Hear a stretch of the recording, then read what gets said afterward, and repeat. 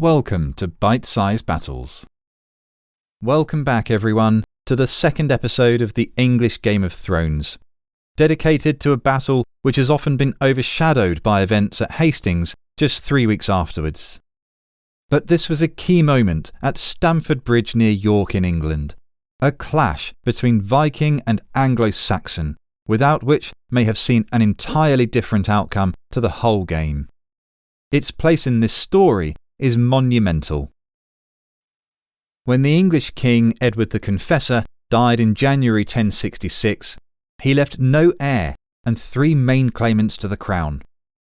One was Harold Hardrada, King of Norway, who was related to Canute the Great, who had made himself King of England after the Battle of Assendon 50 years earlier, as we saw in our last episode. The second was Harold Godwinson, the most powerful of all English noblemen, who claimed that Edward the Confessor had anointed him as his successor on his deathbed. The third, of course, William, Duke of Normandy, who himself had been promised the crown by Edward years earlier, and had in fact forced Harold Godwinson's submission when he had been shipwrecked in Normandy in 1064. So here are the 3 players in our English Game of Thrones: the Viking Hardrada, the Anglo-Saxon Harold, and the Norman William. Harold quickly had himself crowned King of England just a day after Edward's death, enraging Hardrada and William. He knew the Vikings and Normans were coming for him, but he didn't know who would strike first or where.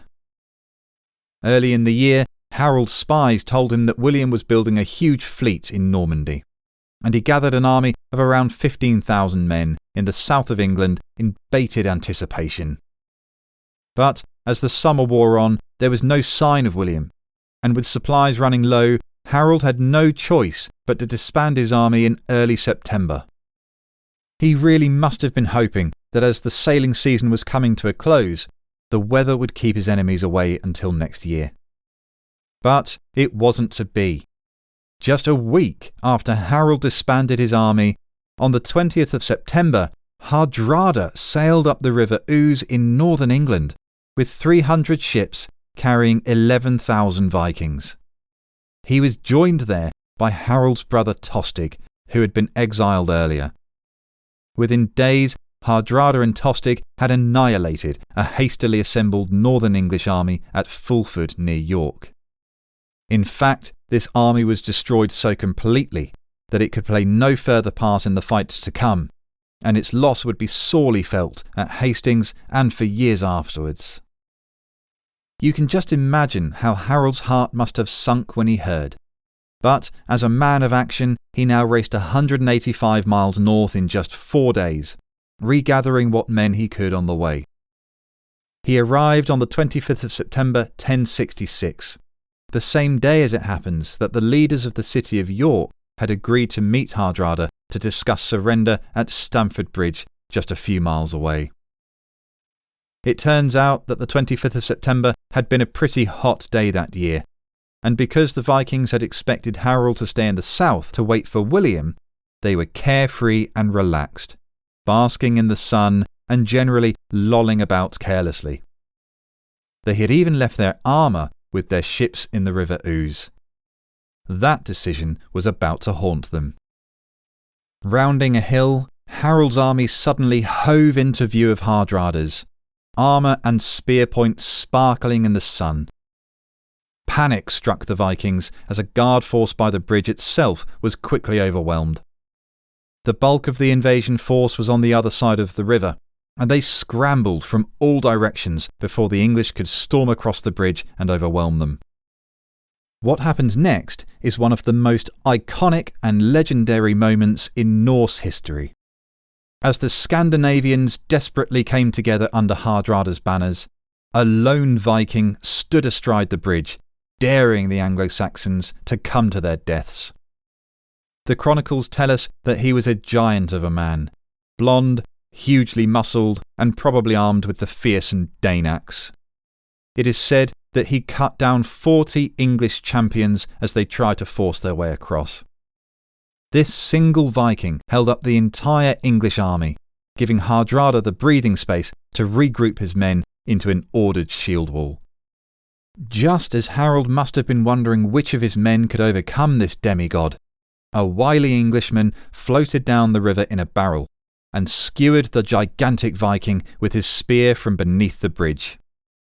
As the giant's body was finally splashing lifeless into the water, Harold's army surged across to face the Vikings en masse. While the English formed up, a man rode out to meet Hardrada and Tostig, offering the latter his earldom in England back if he abandoned his Viking allies. When Tostig asked what Hardrada would get, the man replied that he would be given just 6 feet of English soil, or 7 feet as he is taller than most men. As the man rode away, Hardrada laughed, impressed at his brazen confidence, and asked who he was. Tostig looked at Hardrada sharply, and told him the man had been Harold Godwinson himself. The English were eager, and after the customary taunts and insults shouted across the field, they charged. This was one of the last great shield wall battles of the age, and they were incredibly brutal affairs, with men crushed together, barely able to swing sword or axe, close enough to smell the stinking breath and breakfast of the man opposite you. Generally, the bravest, most able and best armed men would take the front ranks, so a battle of this kind could last hours, which this one did. It was a slogging match of iron, blood and sweat, mingled with the stench of emptied bowels and the screams of the dying.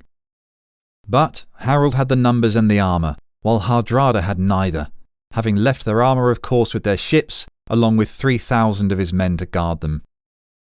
As time went on, these advantages began to tell. Hardrada took an arrow to the throat, and Tostig was butchered somewhere in the desperate melee.